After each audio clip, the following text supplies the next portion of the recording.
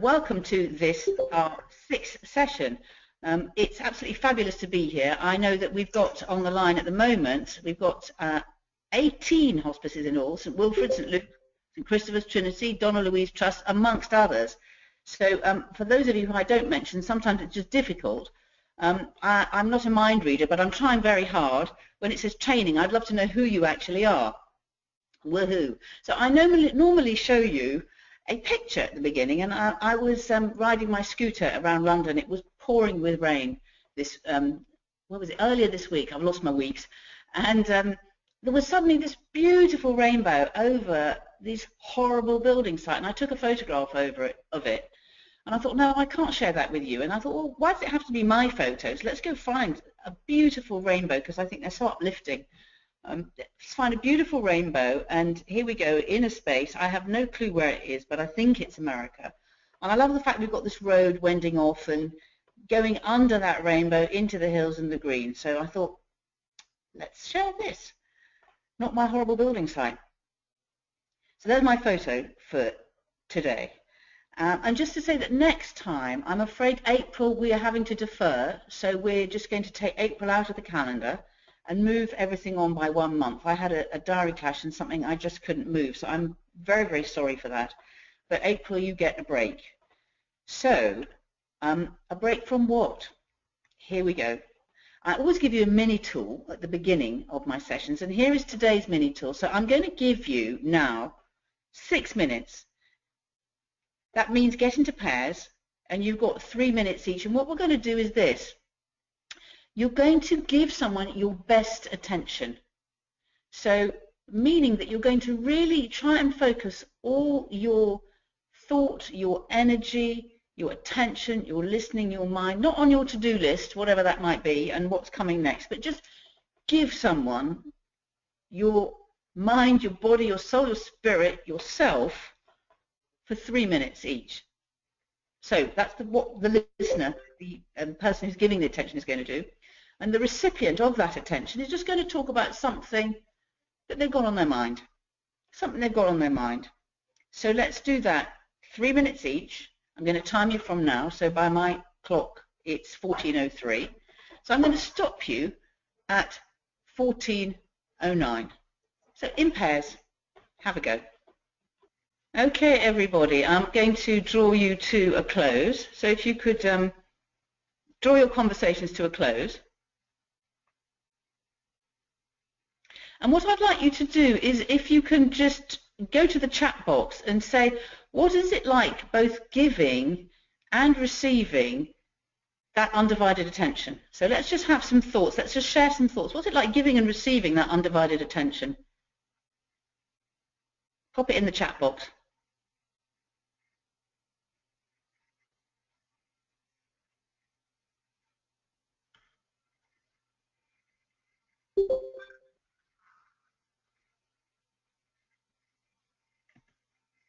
So we're just thinking here, for those of you who've just joined, about giving and receiving undivided attention, and everybody's going to put some reflections into chat.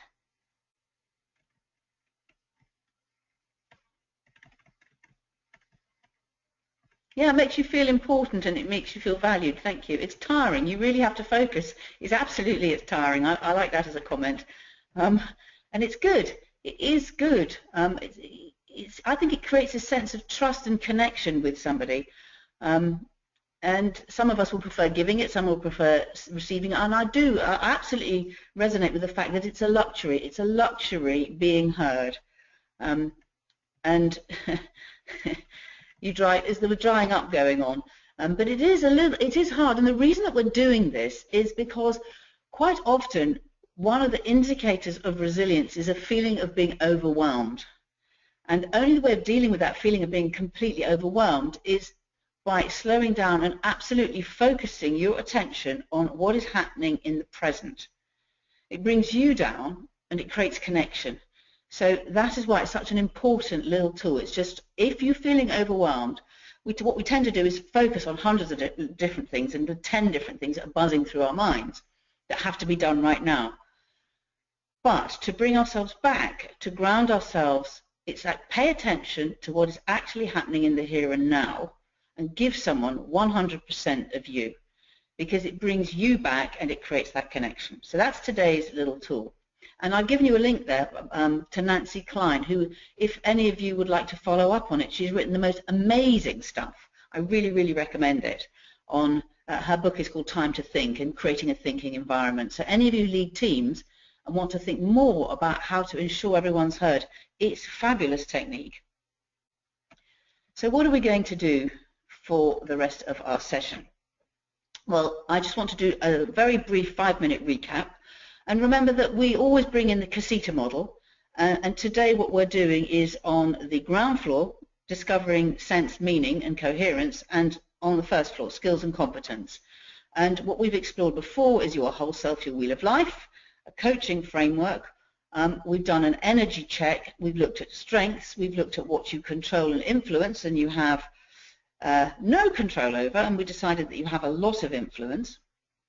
And then we thought last time about proactive coping. So now all these things are connected, so you can use your strengths, both for example, to think about your wheel of life, or proactive coping. You might take a strength and say, how, if I'm looking at it through this lens, for example, leadership, if that's a strength of yours, how might I look at this problem? So all these things you can take one thing and apply to another. So today we're thinking about team resilience. So team resilience, and we're going to be looking at its indicators. And I'm going to ask you again to work in your rooms together, and you can work in as large a group or smaller group as suits you, to think about what adds to team resilience and what detracts from it, because they aren't necessarily exactly polar opposites. So what adds to team resilience, what detracts from it, and I'm going to give you 5 minutes to do both of those together. So what adds to, what detracts from, and then when you finish, just pick one, and if you want to pick the add to, detract from, pick one thing that you'd like to share. So 5 minutes. I'm making it 14:13, and so I'll stop you again in 5 minutes. So if you're done and want to start posting in chat about what adds to, one thing that adds to team resilience, one thing that detracts from it, let's share that, what you've come up with. Humour, yeah, positive teamwork, mixed personalities, mixed styles. It's all great stuff. Shared experiences absolutely add to it. And sometimes just sharing an experience. Negativity detracts, yes. Conflict detracts, absolutely. Honesty adds. Recognizing others' strength adds. Cynicism detracts. Leadership can add and detract. Good point, very good point. Negativity. Feedback and caring, yes. Emotional literacy. I'm really enjoying everything that you're writing up there, and I think we're also aware of all these things. The difficult thing is what happens then, and does diversity adds? Absolutely. Unfairness, inconsistency detracts. But what's interesting is we are very hardwired to recognize these additions and subtractions from it, but we're not so good at dealing with it quite often when it comes along. We just kind of hope that it will go away. And what was interesting is when I looked at the research for what reduces team resilience most, because don't forget this is in a team rather than personal, and of course it's personal, but it's what you experience as a group and group dynamics. When group dynamics start to affect a team, it's generally because of these things. It's rudeness, it's grumpiness, it's lack of team spirit, it's cynicism, it's somebody not contributing when they could, and unfairness, as we've already mentioned. Cynicism, I think, was also there. But what's interesting, I think, about this list is that these are behaviours. It's not something that you can't call out and you can't recognise. So it's not the bigger stuff so much. It's the smaller stuff, the microaggressions that someone can present on a daily basis. And so, therefore, what to do about it? Well, it's to call it out, to say that this is how you're finding it. So before I get to that, I was also looking at what adds to it, specifically in the hospice sector, because I think this is important. So we've had the micro stuff, and now we've got the macro stuff. So in the hospice sector, a sense of purpose is obviously a huge driver for so many people and so many of your stakeholders. And I think that there was a CEO in one hospice who said to me she wanted to help people work well, live well, and die well. And I thought that was just the most fantastic purpose, and I felt very touched by the authenticity of that statement. So a sense of purpose is phenomenally important, and that everything that you do aligns with that sense of purpose where possible. And interestingly enough, we've had a Cambridge PhD student look at all the data in eye-opener, and they've come up with this little model, and I thought I'd share it with you because I was so excited when I found it. Well, she presented it last week. If you look, sense of purpose on the left-hand side is encompassed in meaningful work. And when you look at meaningful work, seems to drive engagement, what I would also call happiness at work. But if you do meaningful work, it also drives self-efficacy. And self-efficacy is that sense of organizational confidence and capability. So if a drug is efficacious, you know that it works. So when we feel a sense of self-efficacy, we know that what we're doing is good and it's working. So if you've got meaningful work, it drives that sense of, yes, I can do this. And that, in turn, drives commitment. She says, pointing helpfully to the slide that you can't see me pointing to. So I just thought I'd share that with you, that result, and hopefully we will publish a paper about the importance of meaningful work. And it's particularly important, we know, from other data that we've looked at for millennials, so Gen Y, anyone in their mid-30s and under. So we've got that sense of fairness, and which we've spoken about, in addition to a sense of purpose. And I've given you a little link here to watch the chimps, Frans de Waal's chimps, who are not treated fairly, to show how they behave. Now, the other thing that you've mentioned conflict already, and I thought I'd put this in as a little tool, as a little tell for you, for those of you who don't use RACI, because one of the things that you know in handover, when you're doing shift handover, things slip between the lines and between two stools quite often. And when that moment is happening, or you're handing on a task to somebody else, you've done your bit, you hand it on. Sometimes things don't go well, and that creates conflict. So I just thought that if those of you who don't know RACI, it is very, very useful. So here's my example. So Marie is responsible at Hospice UK for rolling out this whole program, but I am accountable for the content.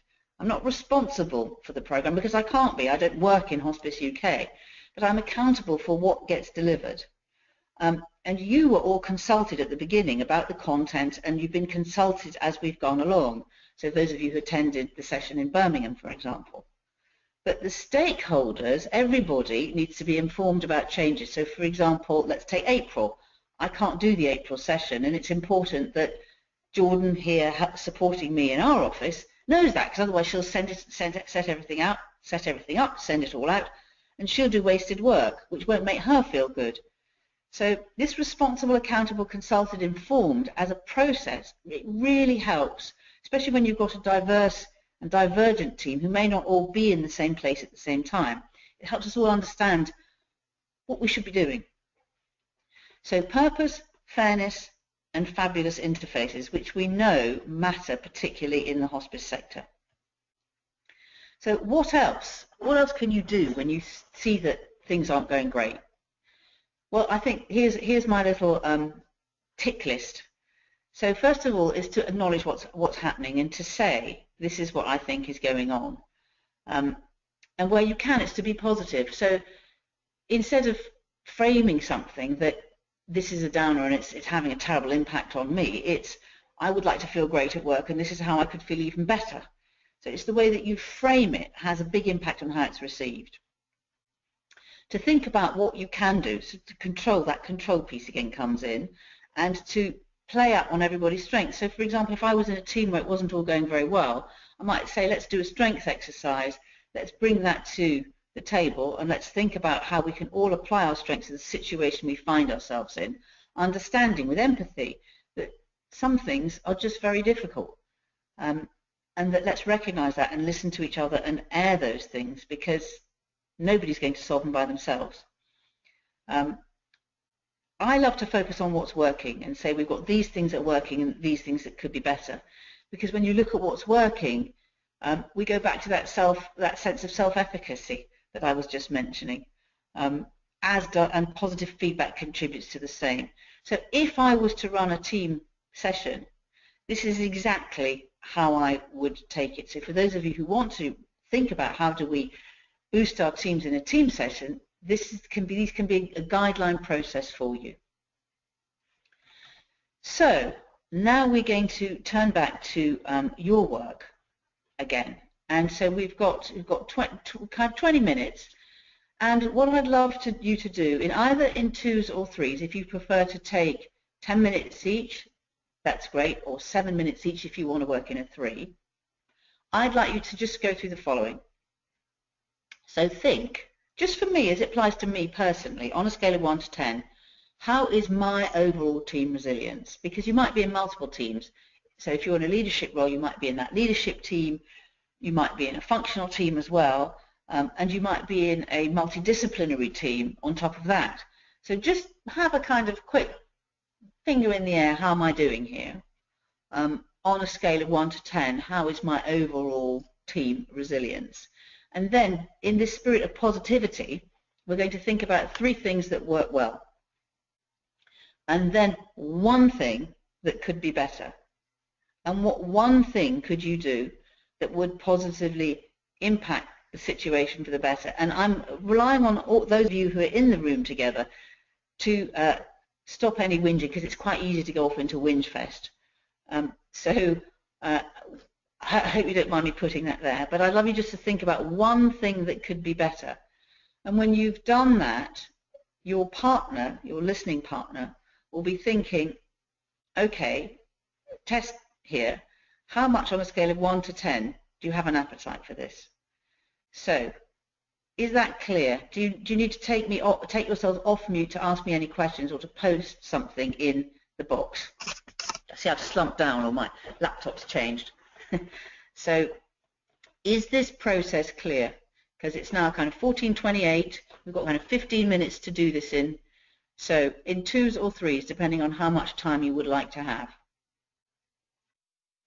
That's a good question here. I've got the question, then what's the rationale for a score of 7? Sounds quite high. It's because, in my experience as working as a coach and as a team coach, is that if people are only a 6, they're probably not that keen on doing something. So if I say to you, are you, and how keen are you to get really fit and run a marathon, and you say to me, well, 6, I think, okay, it's not going to happen. But if it's 7, I go, okay, you're absolutely going to do it. So 7, 8, you're going to do it. 7, I'd still query it, and I'd want to know what would make that an 8 or a 9. So that's why under 7. Make sense? So if you've got anything you'd like to share in the chat box now, we've had 1 thing in from Hospice UK, which was make more time to chat as a team. If you've got anything you want to add, that would be great. And if you want to keep on talking, that's also great. And I'll be here for another 5 minutes to take your questions or comments. And if anyone wants to come off mute, super, let's do it. Okay, so I'm going to say thank you very much, everybody, for attending. And Jordan, thank you very much for setting all this up. And you can stop recording us now.